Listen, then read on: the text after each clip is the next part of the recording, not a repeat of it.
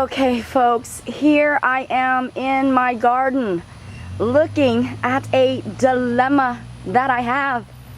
About a week ago, I did a video featuring this Catasetum type of orchid, and I expressed to you at that time that I had to do an emergency repot on this guy, this humunga dunga of a monster of an orchid. Yeah, well, let's just say that I tried to overlook it. Yeah, how can you overlook this humunga dunga of an orchid, right? Yeah, well, I try to look away and act like it wasn't there and hope that maybe the problem would go away. Well, not the case, folks.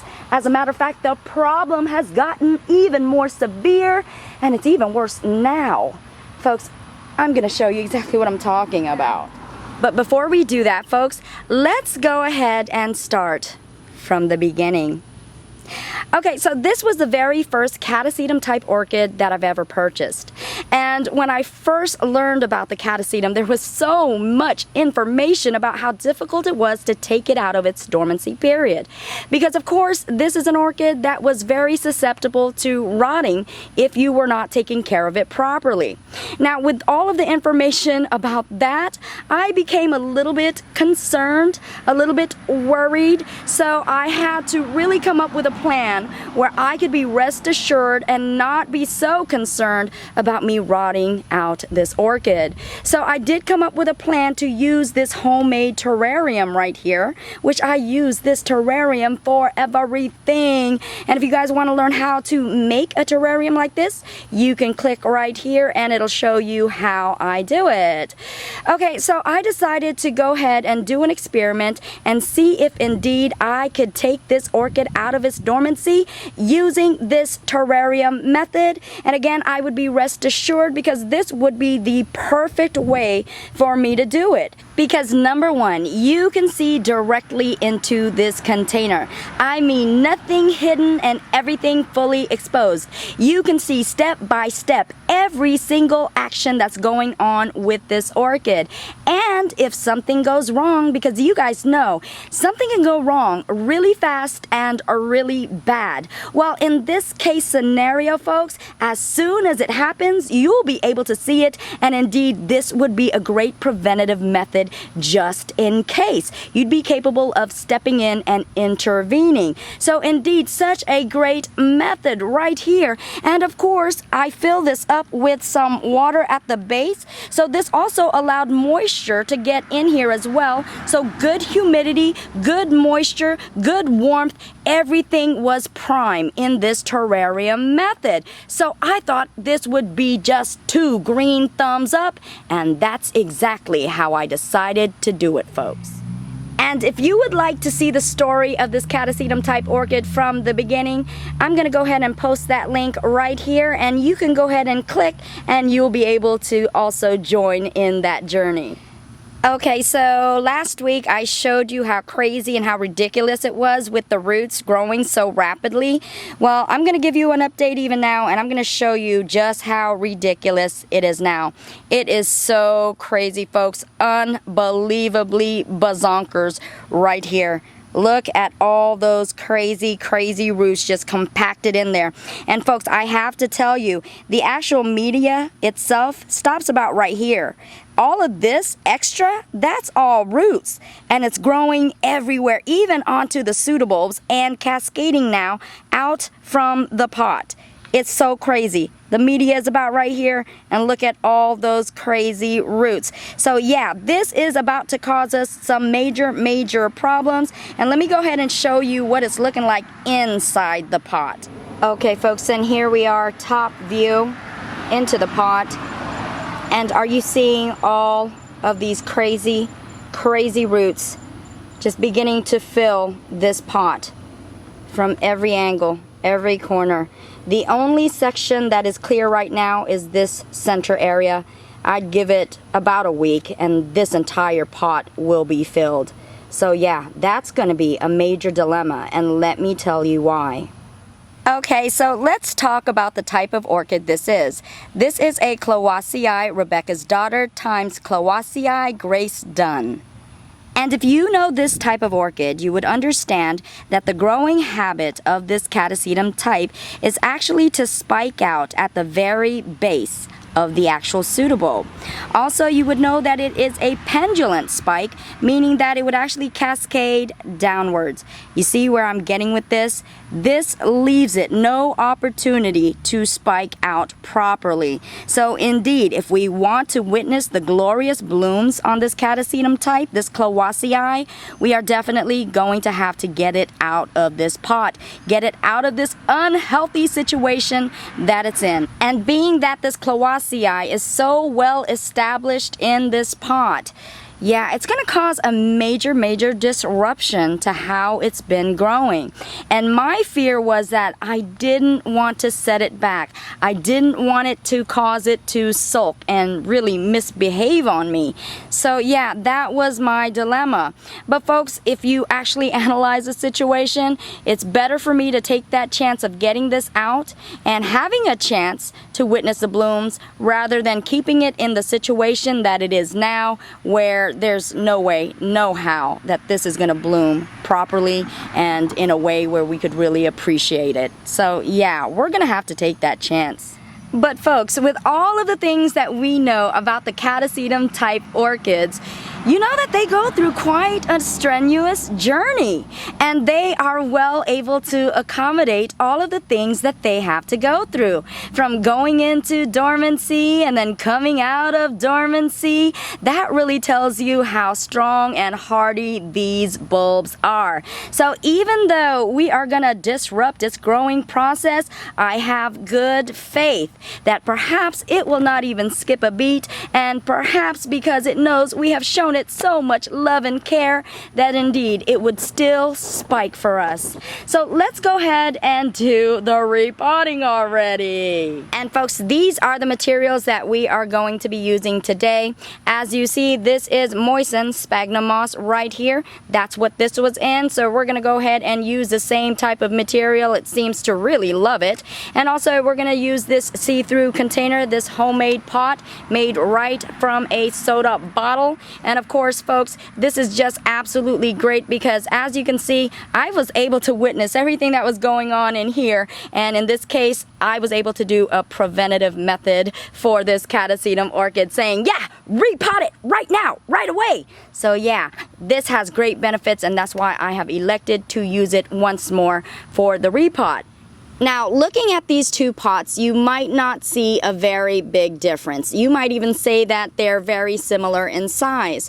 Well, in actual reality, the way that I'm going to pot this Clowacea orchid, now I'm going to pot it up correctly. So therefore, there is going to be a big difference in space.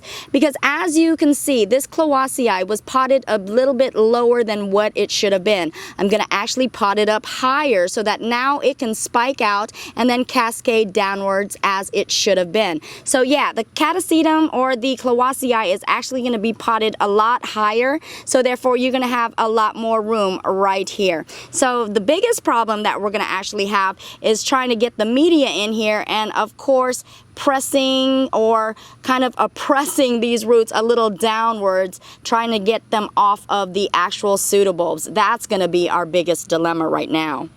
But folks, if there is a will, indeed, there is a way. Okay, so first things first, we're just going to go ahead and spray down these roots, because I definitely want to make sure that the roots are pliable when we're pressing down the roots into the media. So yeah, let's spray it down rather well, and then I'm going to let it sit for a little while just to soften up the roots. And do you guys remember all of these paper clips that I used as a stake? Yeah, I actually never took them out. They're still in here. So now is a good time to go ahead and fully remove those homemade stakes from the pot. Yep, here's one. Okay, so all of the paper clips are removed, so you would think that this would be easier to get out, but man, again, this has been well established, and some of the roots actually were going through the holes. So yeah, there's going to be a little bit damage done. I'm really just pressing into this pot, just trying to loosen the roots, and yeah, I'm starting to feel it loosen up. Come on, baby. Come on, here it comes. Come on, baby. Be good boy. Okay, okay. there's a little bit of this paper clip at the side. I use this to hang the pot, and yeah, it's actually hanging on the hooks. Ouchie! It's okay, guys. And here it is. Oh my wow! It's out! Wowee, wowee. And folks, I actually added a drop of Super Thrive into this spray bottle, and I'm actually just gonna spray down the roots once more and give it that extra added boost so that the transition won't be so harsh on this orchid. Okay, and the next step is to try to gently remove some of this media and also kind of get the roots to where it's a little spread out more, because you guys know I'm gonna really have to maneuver these roots downward. So yeah, if I spread them out a little bit more, it's gonna be more pliable so that I can indeed safely put them in their new container. So yeah, gently. Of course, there's no way to not disrupt the orchid roots in a case like this, but yeah, we're doing all that we can to try to make sure that at least it'll have the best chance possible, right? Let's fingers crossed, folks. You guys are finger crossing, right? Not only your fingers, but indeed, as many of you have said, your toes as well. That really helps, I'm just saying. And with us actually getting some of the media out, which it didn't seem like there was much, but look, the roots are also coming down a lot easier. You see that? Yes. Quite lovely. So indeed, it's not a big fuss or a fight. And as you can see, I put back in some of that styrofoam. It's quite alright, because like I said, it was only 3 or 4 months ago when I actually potted this up, so it's still good to use. I'm going to go ahead and fill this up part way. And then of course I am going to also put it in the roots and try to get some around the roots as well. Yeah, I'm a sloppy person, so yeah, it's going to get a little bit sloppy, guys. Okay, so let's see if I can mash down the roots a little bit, see if we can get it in there. Come on, little guy. Come on, you can do this, little guy. Oh man, I'm trying to be as gentle as possible, but man, it's hard trying to squish this little guy in there without damaging any of the roots. Okay, he's going in, and I'm really just trying to squeeze in there some media at the sides too as well, because I don't want any major air bubbles, because as you guys know, sometimes air bubbles will cause it not to get watered in certain areas. So yeah, just trying to add that extra media to the side, make sure all of the roots are covered. We got you covered, little guy. We got you covered. And yeah, hard work here. Hard work. Whoo-wee! Oh my goodness. That was like the hardest repotting that I've done. I actually did one other repot, and it actually called for a separation of a community pot that had a Vanda, also some Cattleyas and a Dendrobium in one pot. And okay, actually that was the hardest repot, but man, this came close in comparison. It was a lot harder than I thought it was going to be. But oh my gosh, it is well worth it, folks. Well worth it. Do you see how clean it looks now? Do ya, do ya, do ya? And indeed, if we take a close look, oh my gosh, so clean. No more roots crawling all over the pseudovols.